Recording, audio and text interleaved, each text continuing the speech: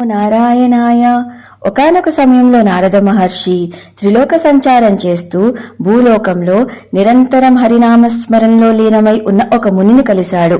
అతను నారద మహర్షికి నమస్కరిస్తూ, మహర్షి, మీరు వైకుంఠంలో తరచూ శ్రీ మహావిష్ణువుని దర్శిస్తూ ఉంటారు కదా, ఈసారి స్వామిని కలిస్తే నా మోక్షం గురించి అడిగి తెలుసుకుంటారా అని అడిగాడు.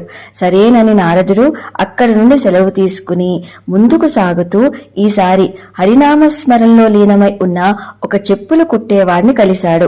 అతను కూడా మహర్షికి నమస్కరిస్తూ, మహర్షి, మీ రాకతో నా జన్మ ధన్యమైంది.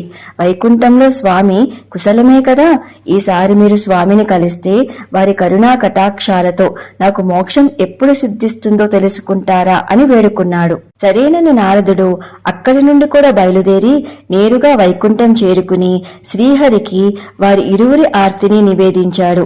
స్వామి నవ్వుతూ, చెప్పులు కుట్టేవాడికి ఇది ఆఖరి జన్మ, కానీ ఆ మునికి మాత్రం ఇంకా చాలా జన్మలే ఉన్నాయి అన్నారు.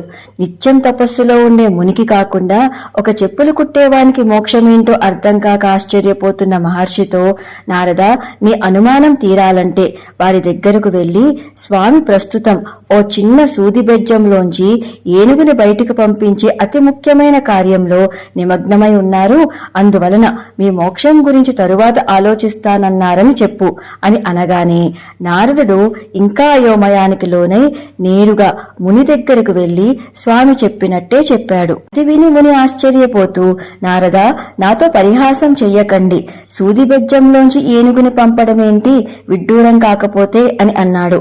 మౌనంగా మహర్షి అక్కడి నుండి ఈసారి నేరుగా చెప్పులు కుట్టేవాడి దగ్గరకు వెళ్లి, వైకుంఠంలో స్వామి సూది బెజ్జంలోంచి ఏనుగుని బయటికి పంపే కార్యంలో నిమగ్నమై ఉన్నారు, అందుకని నీ మోక్షం గురించి తరువాత ఆలోచిస్తానన్నారని స్వామి చెప్పమన్నట్టే చెప్పాడు. దానికి అతను అత్యంత సహజంగా, స్వామికి అసాధ్యమంటూ ఏముంటుంది మహర్షి, నేను తప్పక వేచి ఉంటానని స్పందించగానే ఆశ్చర్యపోయిన నారదుడు, ఎంత నారాయణుడైతే మాత్రం సూది బెజ్జంలోంచి ఏనుగుని పంపిస్తాడంటే నమ్మేస్తావా అని అడిగాడు. అప్పుడు అతను ఒక చిన్న విత్తులో మహావృక్షాన్ని ఇమర్చగలిగిన స్వామికి సంకల్ప మాత్రం చేతనే సమస్త విశ్వాన్ని సృజించగలిగే శ్రీమన్నారాయణుడికి అసాధ్యమంటూ ఏమి ఉంటుందని బదులిచ్చాడు. స్వామిపై తనకున్న అకుంఠిత విశ్వాసానికి పులకించిపోయిన నారదునికి మోక్షలక్ష్మి అతనినే ఎందుకు వరించిందో అర్థమైంది. భక్తికి కావలసింది విశ్వాసం మాత్రమే.